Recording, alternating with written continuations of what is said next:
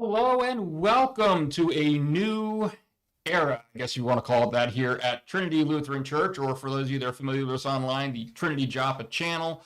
I'm Ken Coughlin, and I'm going to tell you a little bit about what the show is, but before I do that, I do want to make sure we get a chance to also introduce the man behind the scenes who we could not do this without, our illustrious producer for this program. And who are you? My name is B.A. Thomas. I'm the associate media producer for basically everything, and I normally sit here. BA is also a very experienced Twitch streamer, so he is eminently qualified. I'm going to toot his own horn, and hopefully nothing will go wrong today. Toot his own horn? That really didn't make a whole lot of sense. Moving past it. I can't toot your... No, okay. Yeah, moving. Moving on. So welcome thank you for joining us here on Hey Ask Me Stuff. That's the name of the show. I got it right. Our premiere episode. Let me tell you a little bit about what we're going to be doing here today and going forward. For those of you that have been long-time viewers, subscribers of our YouTube channel here on Trinity Joppa, you'll know we kind of used to, really pre-COVID, we used to not just have, worship services and sermons and devotions and things like that. We also were very committed to trying to bring you unique Christian-themed programming. We had adult programs, we had children's programs, we had like Trinity Talk Live, what's our long-running talk show, Pocket Size Apologetics, another program we had on here. For the kids, we had Jake and Gracie, and then we had Fruits of the Spirit, I think is what it was called, right? So we had a lot of original programming. When COVID hit and things got a lot busier around here, we unfortunately, a lot of that fell by the wayside, and we really weren't able to do as much. And so our media team here at Trinity decided we really want to try to focus in on doing that again to bring you more Christian programming that you can watch, aside from just the stuff that kind of comes out of the Sunday services or our daily devotions. And so this is the first of the new shows that we're going to be producing.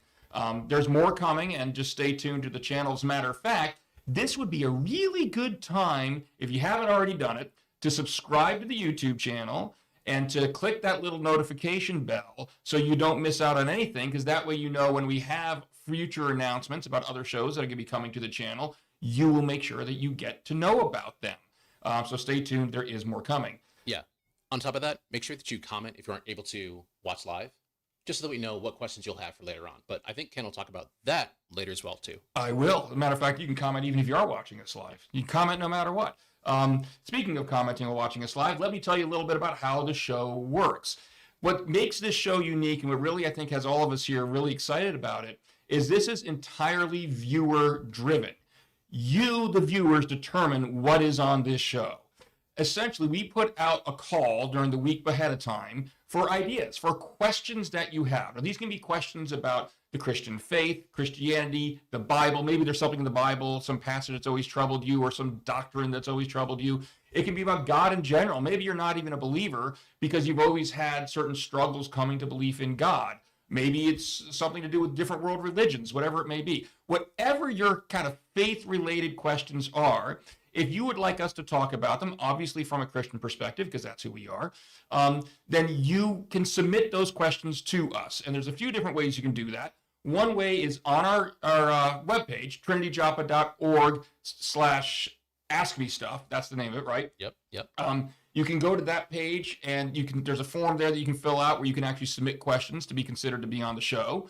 You can also send us instant messages on any of our social media platforms. We're on Facebook, Instagram messaging, anything like that.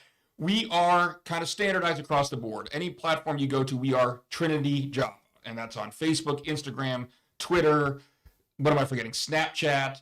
Am I forgetting YouTube, something? Reddit. YouTube, Reddit, yeah.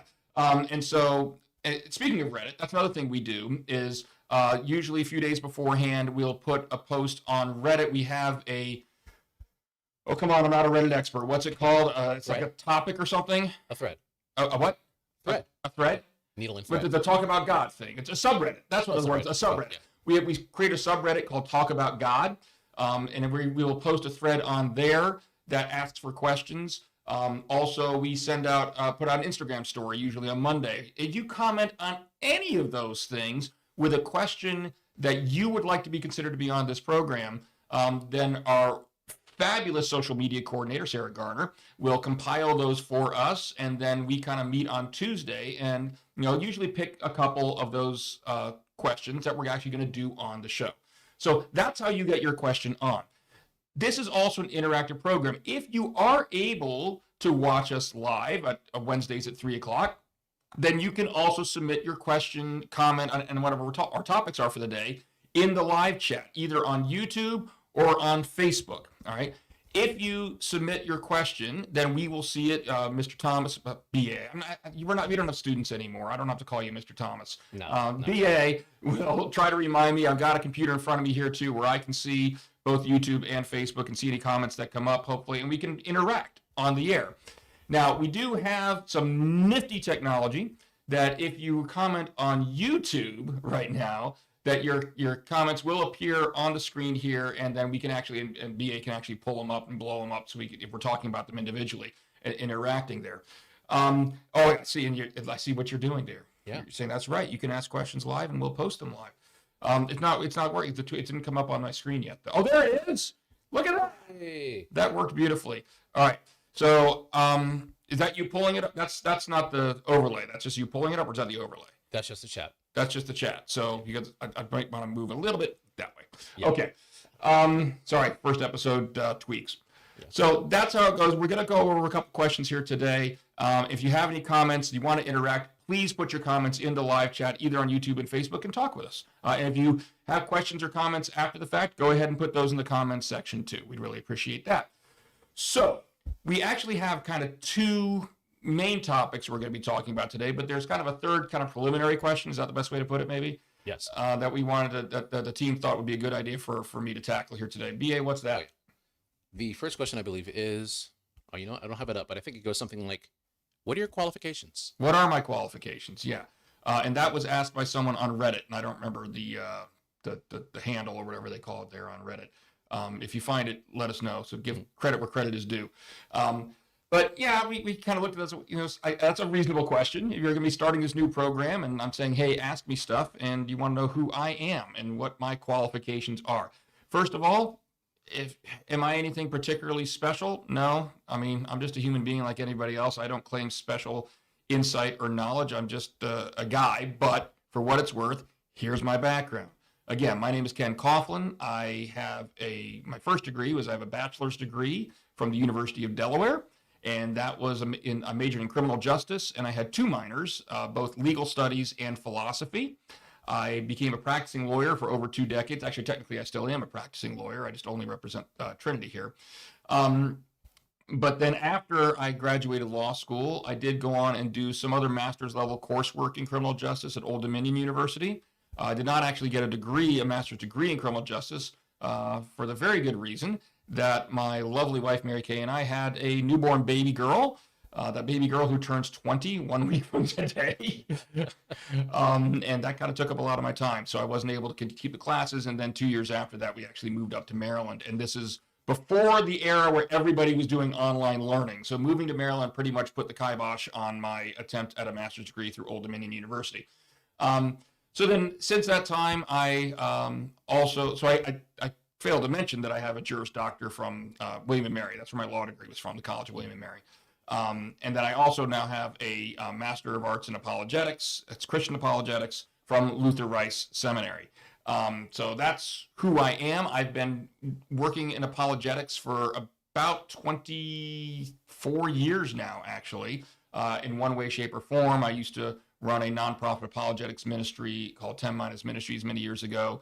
I have hosted different, the previous Pocket Size Apologetics program we had on this channel a few years. I was the host of that.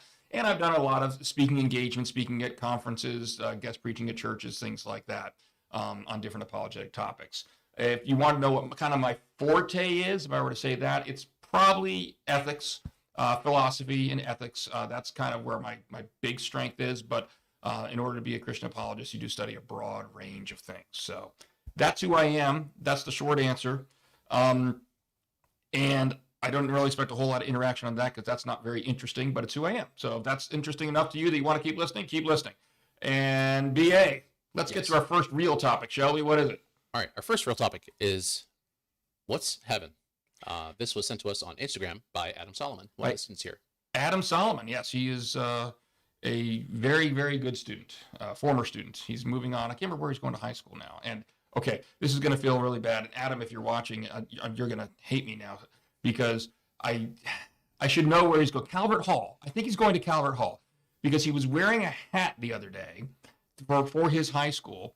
And I could see, I went up to him, I said, hey, nice hat. Where are you going to high school? Mm-hmm. I don't know if he thought it was funny or not, but it gives me no excuse for not remembering, but I think it's Calvert Hall. Anyway, good question. So what's heaven? A lot of people, if you go around popular culture and if you surf the internet or watch Facebook memes, everything like that, we create this impression that heaven is this place where people go. Well, let's face it, a lot of people say they think you go no matter what. Everybody goes to heaven, supposedly. And we just sit around on clouds all day and we play harps. Or we go up to heaven and we all become angels. That's another common one that's out there, that, after we die, we can become angels. Every time a bell rings, an angel gets his wings, so to speak. So I think it's a really good question Adam's asked, because that's one of those topics that in our popular culture gets very misconstrued and misunderstood about what does the Bible teach, what do Christians believe about what the nature of heaven is. And I want to kind of break down a few things. And this is, if anybody really wants to dig deeper, if you're a real geek, this is a book. It's a really good systematic theology book. Systematic theology is basically, you're studying the Bible, but instead of going verse by verse, you're kind of going doctrine by doctrine or topic by topic. And this is by Millard J. Erickson. It's Christian Theology is what the book's called. It's big, so only get it if you really, really like reading. But he, more than a lot of the other resources I've looked at, does a really good job, I think, of breaking down the answer to Adam's question. So I wanted to kind of use what he said as a framework. The number one thing, if you were to just say one thing that most defines what heaven is, it would be the presence of God. Heaven is existing in the presence of God. All right. If you think about it, when Adam and Eve, whether you think they were literal people or whether you think they were symbolic, whatever, I don't care at this point for the purpose of this conversation. When they sinned, when that initial sin entered the world, prior to that, Adam and Eve were living in close communion with God in the Garden of Eden. And then that original sin happened, all right, and that causes a separation between God and humanity. Now, all of a sudden, sins enter the world. We can't be in that close communion with God like we were, like humankind was in the Garden of Eden. And so if you look at the Bible, and what's great about it, is you got 66 books written over hundreds and hundreds of years by multiple different authors, 42, I think it's 42 different authors, if I remember correctly. And they all tell one overarching narrative of this fall, this separation, and then we kind of see this progressive work from God. It's not by us, we can't earn it, to bring it closer and closer and closer to restore that relationship. So heaven at its core is that restoration. It's getting us back to where we originally were supposed to be in the Garden of Eden, of existing in the presence of God. Now, there's some other things that go along with that. For example, some of the things that Erickson mentions here is perfect knowledge. And what he means by that is perfect knowledge of God. We will know God in a way much more intimately and much greater than we ever have before at this point in time. Again, because it's restoring that relationship. And here's a really cool, I can't remember who wrote this. I read it a while ago. But if you think about the biblical story, you've got Adam and Eve, and you've got the separation, and then you quite literally see throughout the narrative of the Bible, God coming closer and closer and closer to us. You've got him coming to the top of Mount Sinai. So we have this symbolic separation between us and God, and then we're still down here. We're not moving, okay? God's the one doing the moving. He comes to the top of Mount Sinai, and Moses actually has to climb up Mount Sinai to get to him, all right? Then what happens next is he comes and he resides in the Holy of Holies in the tabernacle and later in the temple, all right? So now all of a sudden, there's still all these rules and regulations you need to have in order to approach God, but now we don't have to climb up the mountain anymore. Now he's kind of coming with us, but he's in this one location. Then what happens next?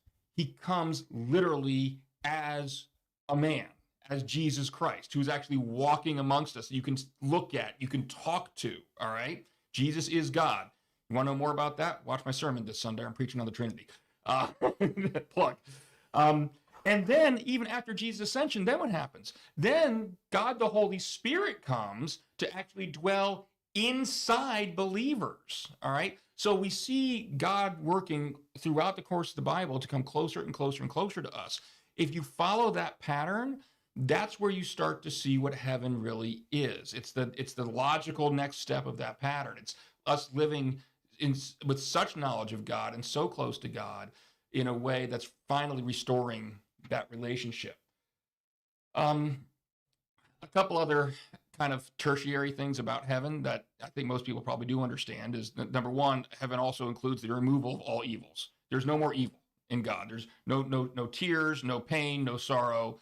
Now that raises a lot of questions. There's some interesting questions about, well, what about people that aren't there? You know, are we going to notice that?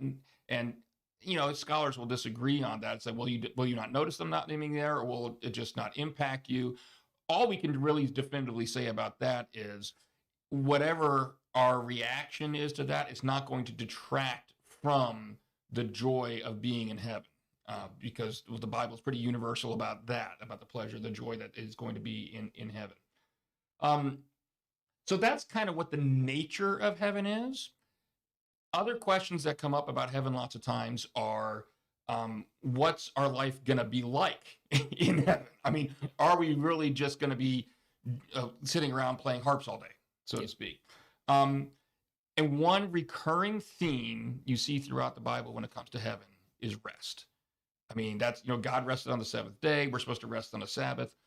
And have you ever like undertaken like a really big project and something that you really put your heart and soul into and a lot of effort into? Oh, you mean like the announcements every week, or the videos that I put out on the YouTube channel, or when we do the really big children's musical? Yeah, like I can't think of anything. Can't think of anything like that.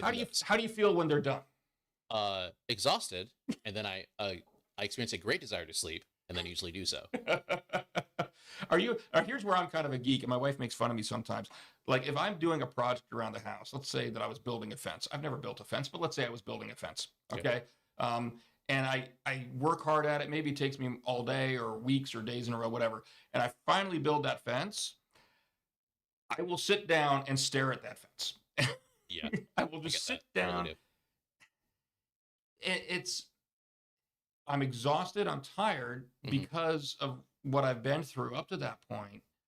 But there's almost a peace and a completeness. Maybe, is that the word? Yeah. Well, hold on. I have to go to MeCam.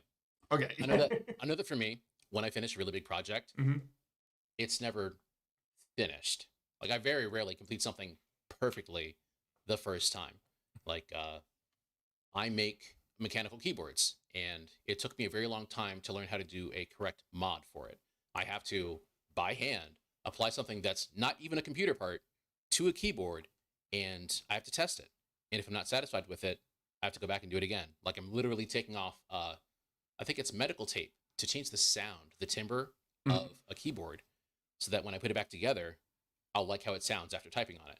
And recently I've been thinking to myself, is this actually the sound? Now it's been months since I've done this, so I can go back in, but am I really done? You know, I personally think no, because if I go back, then I wasn't done to begin with. You know, there's a saying in filmmaking that says, you know, movies are never finished, they're just abandoned.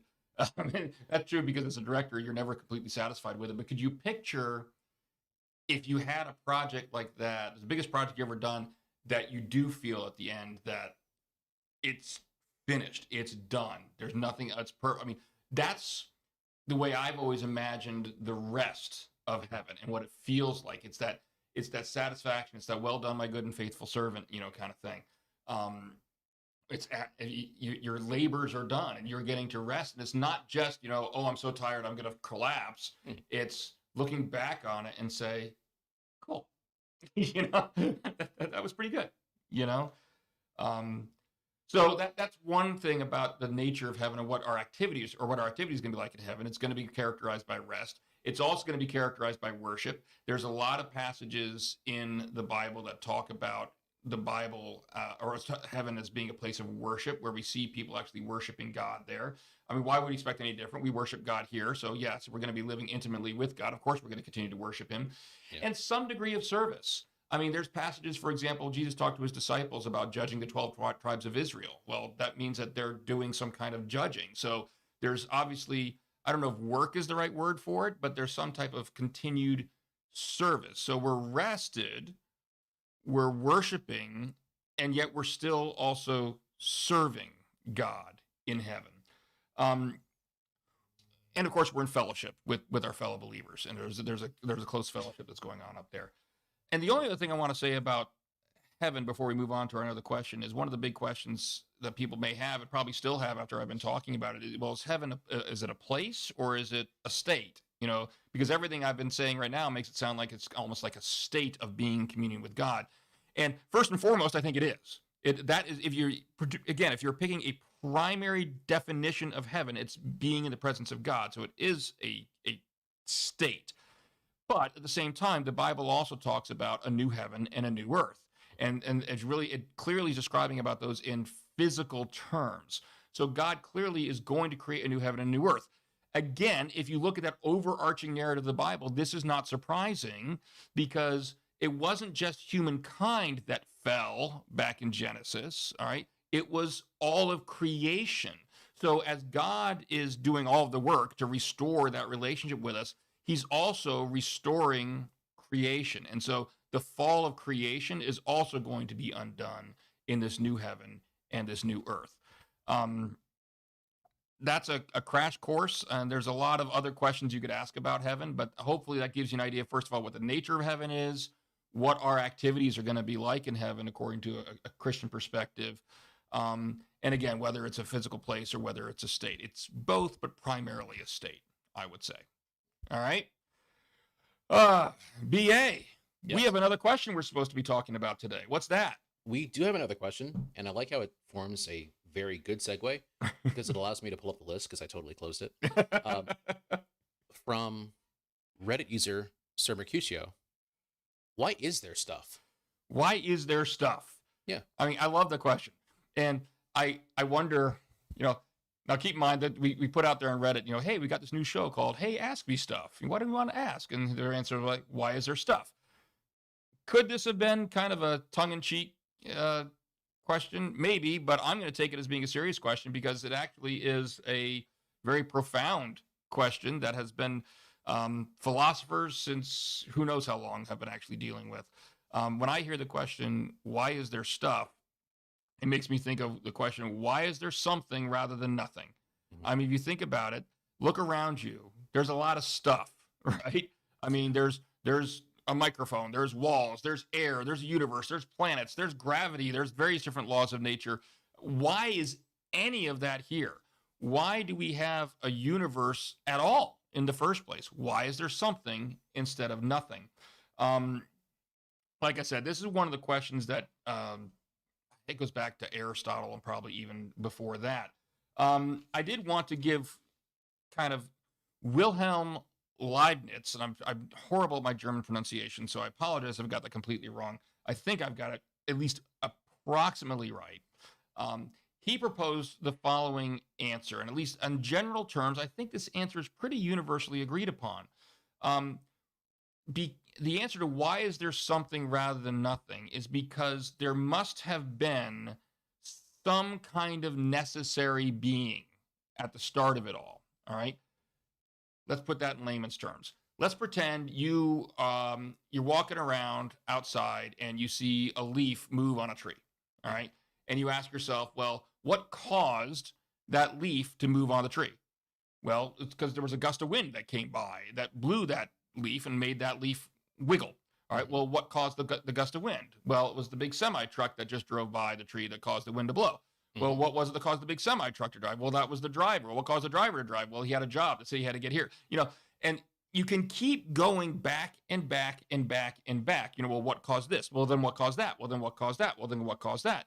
And you keep going back and back and back and back. The problem is what you're doing is you're creating what's called a chain of causation. One thing causes another, causes another, causes another, causes another.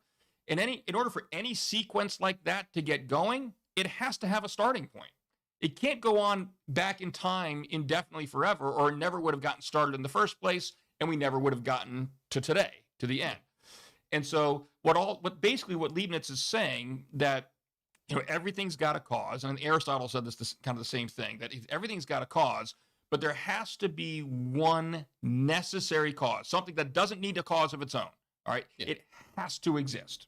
All right, that general framework pretty much is agreed upon, that there has to be at least some initial cause, initial starting point. The question then becomes, though, then what is it? All right, what is that initial starting point?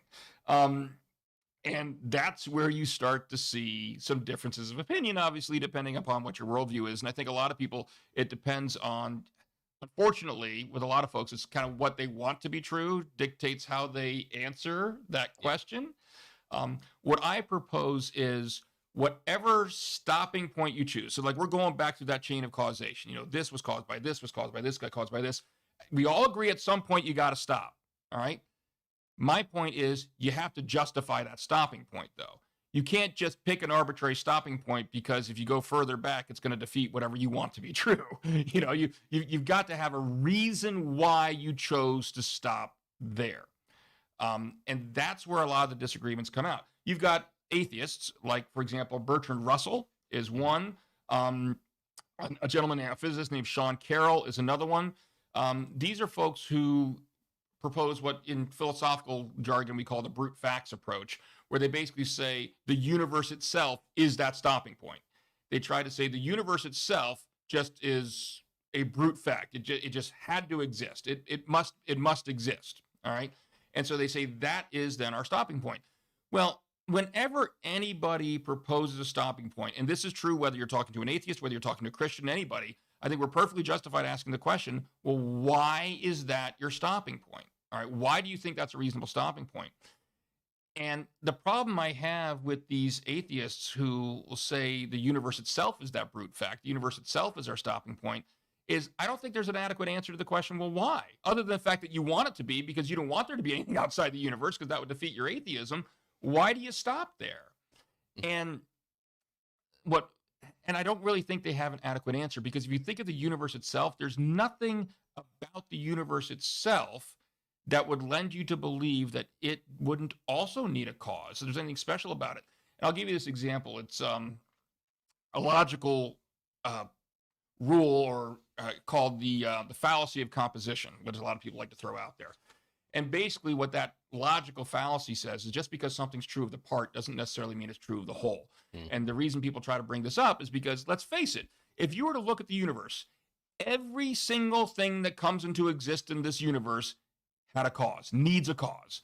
You don't just walk down the street, have an apple mysteriously pop out in front of your face and just brush it off and say, oh, well, you'd want an explanation for that. Why? Because we all recognize that everything in the universe requires some kind of cause. I'm not going to get into quantum mechanics right now, but even on quantum, because I'll bore people to tears. But even at the quantum level, well, some people will tell you things at the quantum level happen uncaused. No, they don't. They might be somewhat unpredictable, but that's not the same as uncaused. But I'm not going to go there. Again, that's boring. Everything requires a cause. But what atheists will say is, well, even if everything in the universe requires a cause, that doesn't necessarily mean the universe as a whole requires a cause. Take the example I give sometimes is chopsticks. All right. If I have one chopstick in my hand, I will easily be able to break that. All right. So we're talking about the quality we're evaluating here is the breakability of chopsticks, my ability to break chopsticks. Well, if I break one, I can break one chopstick very easily. Does that mean that if you give me a bundle of 200 chopsticks, I'm going to be able to break it with my bare hands just as easily? Likely no. No, I'm not that strong. I don't even know if I get my hands around 200 chopsticks. And yet, if you look at all the parts of that bundle, I could break any one of those chopsticks individually, but you put them all together, and now I can't necessarily break the whole bunch.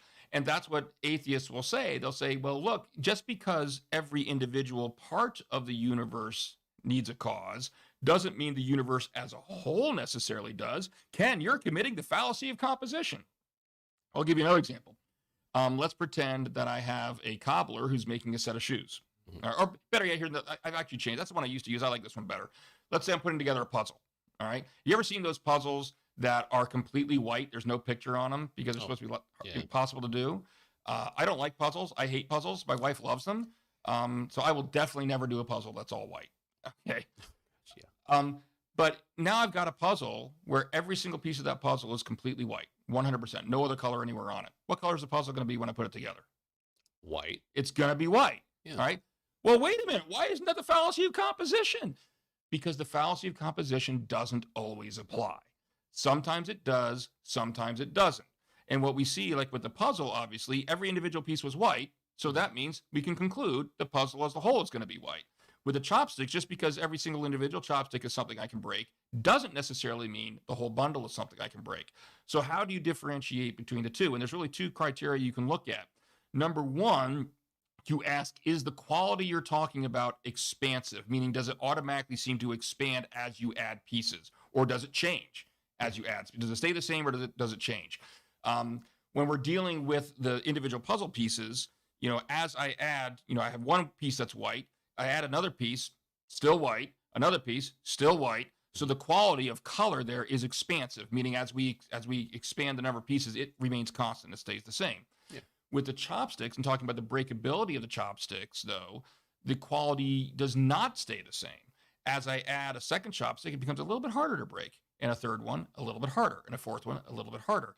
And so that's the first question when you have to ask when you're evaluating, is the quality expansive? And the second one you have to ask, is it subject dependent? In other words, does it depend on some subject doing something? Mm-hmm. With a puzzle, it doesn't matter who's putting together that puzzle. It's always going to be all white when you put it together. With the chopsticks, it does make a difference who's doing the breaking. If I'm doing the breaking, I ain't going to be able to do it. If Dwayne "The Rock" Johnson is doing the breaking, he probably is. Okay. Yeah. So those are kind of your two criteria to decide whether this applies. Is it expansive and is it subject dependent? When we look at the universe, let's take the first example, expansive. If I have one thing in the universe that requires a cause, and I have a second thing, does it somehow become less likely that it requires a cause just because it's another thing? Or a third thing to become even less likely? Fourth thing to become less likely? No. All right. So we see when we're talking about the principle of causation in the universe, it's much more like, on that scale, it's much more like the puzzle than it is the chopsticks. Yeah. Same thing. Does it matter who's doing the causing or what's doing the causing? That question doesn't even make sense. The subject dependent one is just completely nonsensical as applied to causation. But it would be something along the lines of, well, does something require a cause if I'm doing it versus whether Dwayne "The Rock" Johnson is doing it? Well, no. And so you quickly see there's really no reason to believe the universe itself doesn't also require a cause. So we get to this point where it really doesn't make any sense for skeptics and atheists to just choose their stopping point. We all agree there has to be a stopping point. There has to be a first cause, a necessary being of some kind. But they can't justify that stopping point being the universe. It just doesn't make any sense. It's convenient for them, but it doesn't make sense. Now, if you flip that around, obviously, what do we as Christians say the first cause is? Well, it's God. Yeah. All right. And we say that God made a choice to create, and that's why we see something rather than nothing. All right. And in the case of God, you absolutely should ask, well, then, Ken, how do you justify God then being your stopping point? All I've done is I've gone one step back. So I've got the universe, and I say, okay, the universe can't be our stopping point. So now I've gone one step back and say, okay, God caused the universe, and I'm saying God is my stopping point. It's gone back one more level. Yeah. Well, why do I say that's a legitimate place to stop? And the answer is time. Because causation is temporal, okay? In other words, everything that has a cause either was caused by something earlier in time or at least at the same time. Okay. Yeah. I mean, you can say that the changing color in two different colored beams of light, if you have a yellow light and a blue light and you cross them, they make a green light. Well, the instant that they touch is when that color change takes place. Yeah. So at a minimum, it has to be at the same point in time, but generally we'd say it's before. The truck drove by before, which caused the wind, which caused the leaf. Yeah. But it's all wrapped up in time. if you study anything about, the general relativity of the universe, what you'll find is time is something that is within our universe. It is only in the time, space, matter. They are part and parcel of the universe. So once you take your causation and you take it outside of the universe, in other words, whatever it is that caused the universe, time doesn't apply to that thing anymore. All right. And so time doesn't apply to God. God exists what we call atemporally. He does not exist within time at all. If God does exist outside of time, then he not only does he not need a cause, it makes no sense to even talk about a cause for God at that point. Yeah. All right, because there's no time. So that's why I say that you can justify the stopping point being God. You can't justify the stopping point being the universe itself. And now, admittedly, some skeptics, some atheists do agree with that, and they've tried to, like Stephen Hawking, for example, Lawrence Krauss is another one.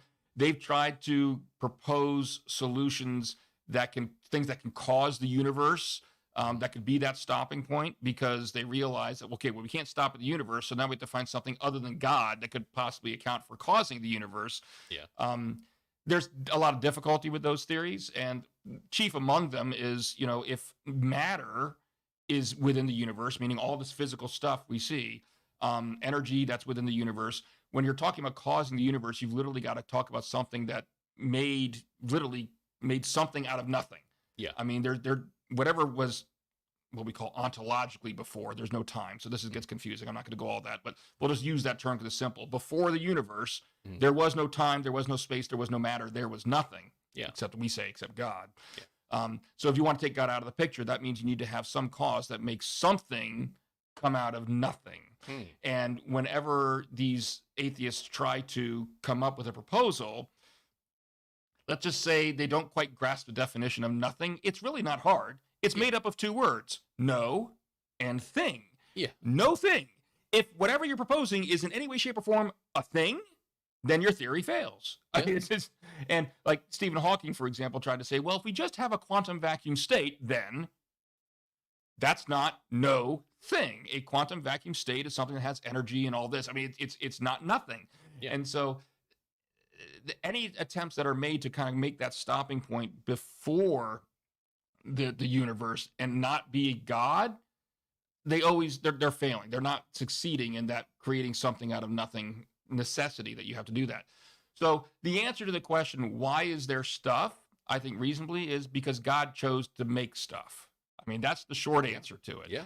And I don't think the other theories that are out there add up. They don't hold up. So. Yeah, there's not a whole lot more you can really add to that. Obviously, because nobody's asking us any questions, but that's okay. So, hey, I just want a quick reminder. Thank you all very much for joining us for our premiere episode of Hey, Ask Me Stuff. Just a quick reminder, we're going to be here every Wednesday at 3 o'clock for this was about 40 minutes today, but we got off to a couple minutes late start. The goal is to be around half an hour, maybe a little bit more, but not overly long. So if you are watching us after the fact, please, again, like, subscribe, put a comment in the comments section. And again, just a reminder, this show is entirely viewer driven. All right. You decide what we're going to be talking about. We did not come up with these questions today. These were submitted to us. You can please go after the fact, submit your questions. Go to trinityjoppa.org/askmestuff. Go to Trinity Joppa on Facebook, on Instagram. Send us a message. On Mondays, we put out that Instagram story. Comment on that. Any Facebook post, comment on that. Any number of ways you can get us those questions submitted, but you want to see answered on this question. We are also going to have some guests on the show. It's not always just going to be me. I think next week, it's just going to be me is the plan right now, but then we have our first guest. I won't spoil who it's going to be coming up 2 weeks from now. And so we will, from time to time, have other people on the show. But again, thank you very much. Please remember, if you are watching us live, you can feel free to comment in the comment section as well. We'd be happy to read your comment here on the air. In the meantime, like the channel, subscribe, comment. Did I forget anything, BA? No, I think you're good. I think we're good. All right. Thank you all very much for joining us today or whenever you're watching this. See you next week, next Wednesday, 3 o'clock. God bless.